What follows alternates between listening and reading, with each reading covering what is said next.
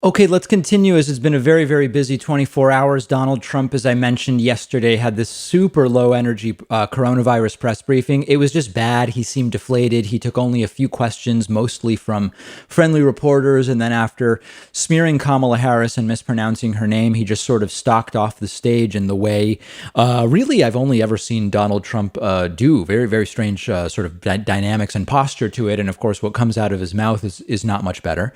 Apparently, feeling like he needed a booster, last night, Donald Trump called into the Sean Hannity propaganda program on Fox News to, I guess, sort of try to have a better showing than he did during the press briefing. But what's not been working out super well for Trump on Fox News is that he gets fed the most softball of softball questions, and he still manages to either mess it up or say something that actually acutely worsens the situation for him. And it's like nobody can make the guy look good, almost nobody.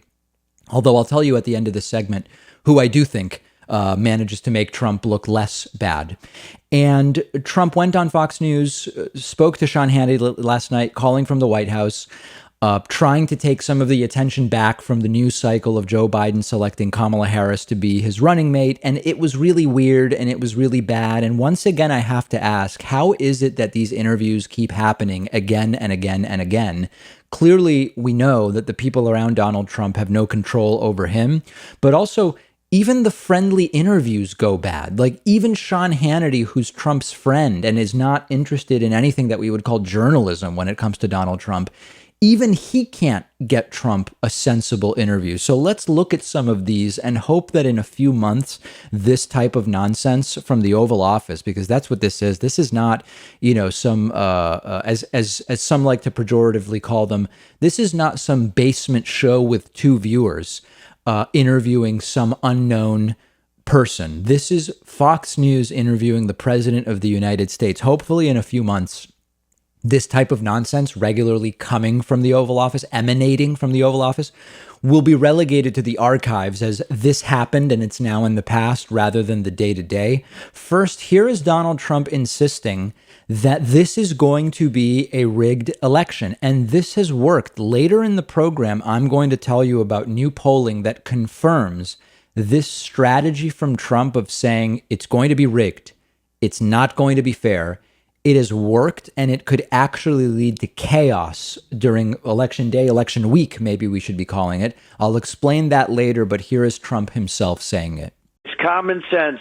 And an absentee ballot's okay, where you send in for a ballot, they go through a process and they send it to you and then you send it, it's fine. But these mail-in ballots where they send millions of them all over the country, it's going to be a rigged election. And this country shouldn't allow it. The courts have to step in. We're in many different courts right now. If the courts don't step in, the federal courts, you'll never know who won the election. So this is now on repeat. This is just, he's saying it multiple times a day. Trump pretending, first of all, that there's a difference in practice between absentee and mail-in voting. Now, every time this comes up, somebody will email me and they'll say, David, there is a difference between absentee and mail-in voting. There's a difference in theory. Okay, we could have a universal mail-in voting system that would be different from absentee voting. This time around, when we talk about mail-in voting, what we mean is expanding absentee voting, which Trump says is okay, so that everybody can get an absentee ballot. In some states, this means sending everybody a ballot who's registered, not dogs, not undocumented immigrants. In other states, it means sending everybody who's registered an application for an absentee ballot. In other states, it means you still have to apply, but saying I'm worried about catching coronavirus would be a valid reason to vote absentee, when traditionally in many elections, you would not have that freedom. You would have to, your reason for wanting an absentee ballot would have to be justified in another way. So again, Trump pretending there's a difference. Operationally, practically, there is no difference between mail-in and absentee this time around. And again, Trump does allude to the various lawsuits that he's filing. That is a real concern. That actually might work to gum everything up. And we're going to talk about that later as well in my segment on the strategy to steal the election. That's coming up later. We'll continue in our sort of tour of the horrors of this interview last night. Here is Donald Trump complaining. I mean, he's just so whiny. Have you ever seen a supposed alpha complain and whine as much as Donald Trump, saying he was impeached over his so-called perfect phone call? A disgrace. They play a much dirtier game. They'll impeach you over a phone call that was perfect. Nothing like that's ever happened before. They impeached me over a phone call that was absolutely perfect. You couldn't have made a better phone call. There was nothing done wrong with that phone call. And they play a much dirtier game, a much tougher game than the Republicans. What do you think it's like being Hannity in these interviews? I'm not saying I envy the guy, and I'm also not saying I feel bad for the guy. I'm just saying, what do you think it's like? You're Trump's friend. Hannity is Trump's friend. Hannity gives Trump the softest of softball interviews. You can barely, you can't call it journalism. You can barely call it an interview. And Trump still goes off the rails into these disjointed, aimless tangents. Does Hannity worry that, like, wow, I'm not even doing anything that we would call journalism, and still Trump doesn't look good? And then somehow Trump gets onto the topic of ranting about Pulitzer Prizes and New York Times reporter Maggie Haberman. It's so weird what Trump gets obsessed with. Anonymous sources also a topic. Take a look.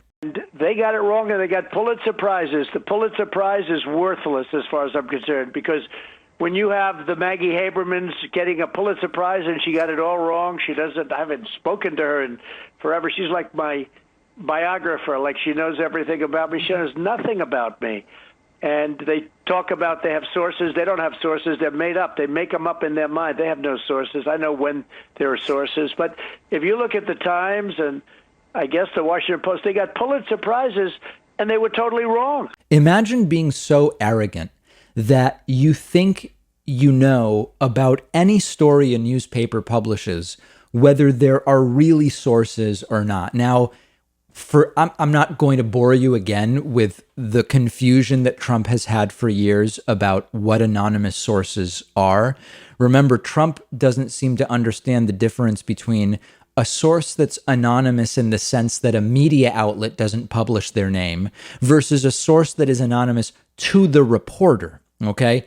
In almost all cases, when we talk about an anonymous source, what we mean is the reporter knows who the source is, but they are not publishing the identity of that source. Trump, in many cases, seems to think the reporters don't know who it is that they are dealing with. Anyway, the level of arrogance and narcissism is really something else. And then here is Trump on the same day that we have the first woman of color as a presidential or vice presidential candidate in the United States, insisting he's done more good.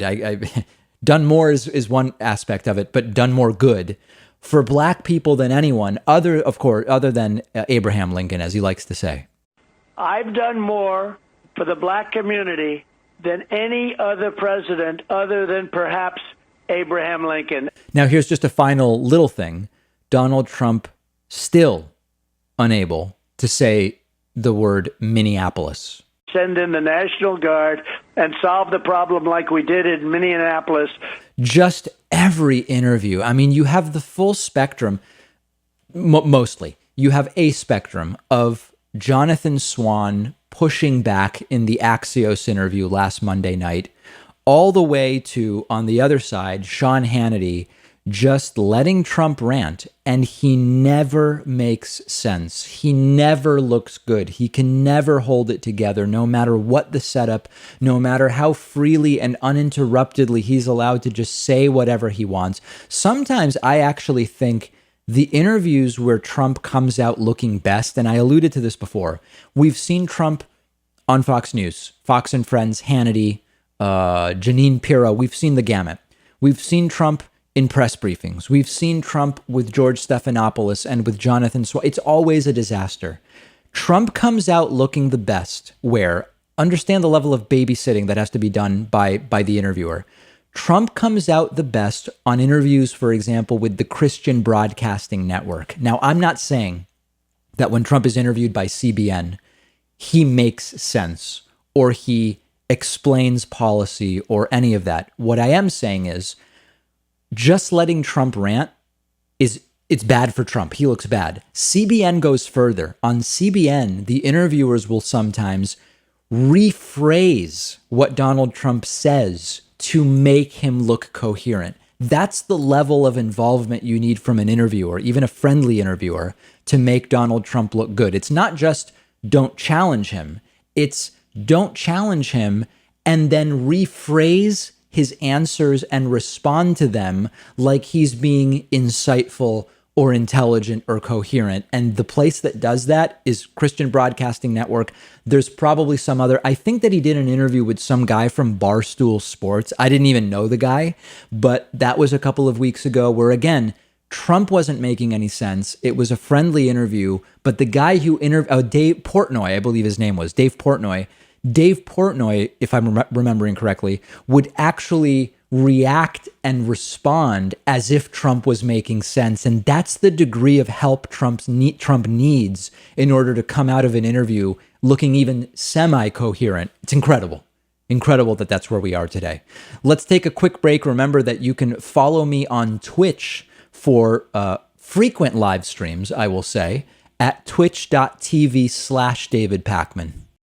One of our sponsors is privacy.com. They're giving you $5 when you sign up for their completely free service at privacy.com/Pakman. I've been using Privacy for a little over a year now. You've heard me talk about it before.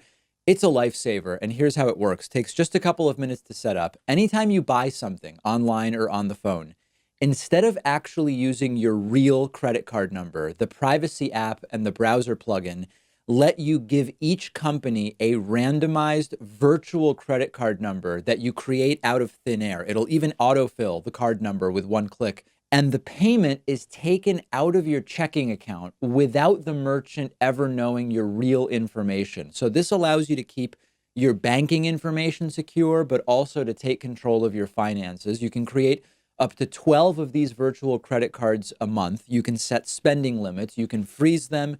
You can delete them anytime you want. So when you do this, it means you're not going to be charged when you don't want to be, because you can destroy the virtual card number right after using it, which, for instance, I love using free trials because I know I won't be charged when the trial is over if I use a virtual credit card number. You're keeping your identity private by not telling companies who you are. You're keeping your bank or credit card info protected against data breaches and identity theft. And it's free. There's no catch whatsoever. But if you want, Privacy also offers a $10 a month plan that gives you 1% cash back and lets you create 36 credit cards a month, and a $25 a month plan tailored more for small businesses where you can create 60 card numbers a month and much more. But definitely go ahead and at least get started with the free plan. You'll protect your financial info. Companies can't charge you unexpectedly. And like I said, you'll get $5 to spend when you sign up at privacy.com/Pakman.